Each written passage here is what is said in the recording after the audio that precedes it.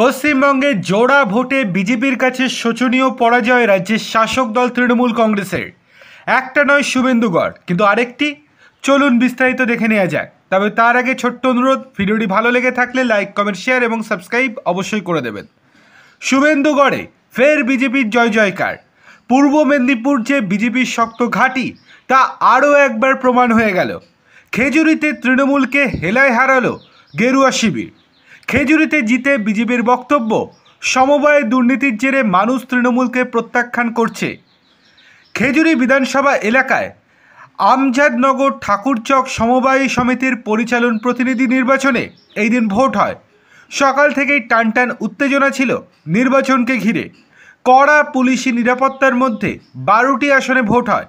এই সমিতির মোট ভোটার সংখ্যা 648, ভোট পড়ে 438টি। দিনের শেষে বিজেপি জেতে 11টি আসন, আর তৃণমূল মাত্র একটি আসন পায়। জয়ের পর এলাকায় গেরুয়া আবির উড়িয়ে মিছিল করেন গেরুয়া শিবিরের কর্মী সমর্থকেরা। অন্যদিকে নদিয়ার নাকাশিপাড়া থানা এলাকার কাজকুলি সমবায় সমিতির নির্বাচন ছিল এই দিন। 9টি আসন বিশিষ্ট এই সমবায় সমিতির নির্বাচনে তৃণমূল কংগ্রেস এককভাবে সব আসনে প্রার্থী দিয়েছিল। গণতান্ত্রিক মহাজোট করে বিজেপি, কংগ্রেস এবং সিপিএম। এই সমবায় সমিতিতে মোট ভোটারের সংখ্যা 772। নির্বাচনকে ঘিরে যাতে অশান্তি না ছড়ায়, তার জন্য সকাল থেকেই কড়া পুলিশি নিরাপত্তা ছিল। নির্বাচন শেষে দেখা যায় শাসক দল তৃণমূল 4টি আসনে জয়লাভ করেছে।